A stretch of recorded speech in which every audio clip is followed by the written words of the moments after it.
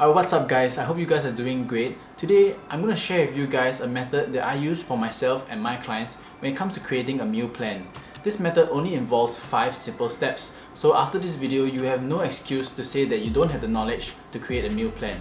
Before I begin the video, I just want to say that in this video, I can only give you the basic plan because each and every person is different and I cannot customize the plan for you. So if you need some help, do drop me a DM on my Instagram and I'll be happy to help. Alright, let's begin. Alright, the first thing that you're going to need is to find out your basal metabolic rate or your BMR.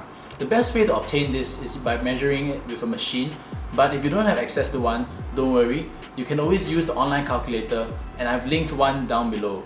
In this calculator, you only have to input your age, height, weight and gender.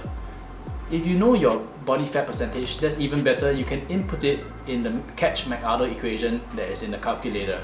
If you don't know your body fat percentage, don't worry about it. Just note that I found that the calculator tends to overestimate people's BMR, especially if your body size is bigger than mine.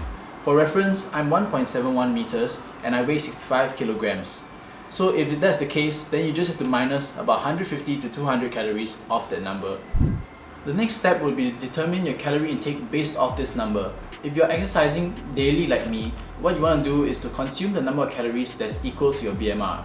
If you're exercising any less, I recommend that you minus 200 calories off. The third step would be to split the calories into your macros, which is your proteins, carbs and fats. The ratio that I like to use is a 40-30-30 ratio, which is not something you might find commonly online, but what I find very effective for many people. And then you want to convert these calories into grams. Alright, the fourth step would be to split these macros into the number of meals that you want to eat. Personally, I like to use 4 to 5 meals because I find that I get hungry really fast. Now that you know the macros for each meal, you have to convert these macros into whole foods.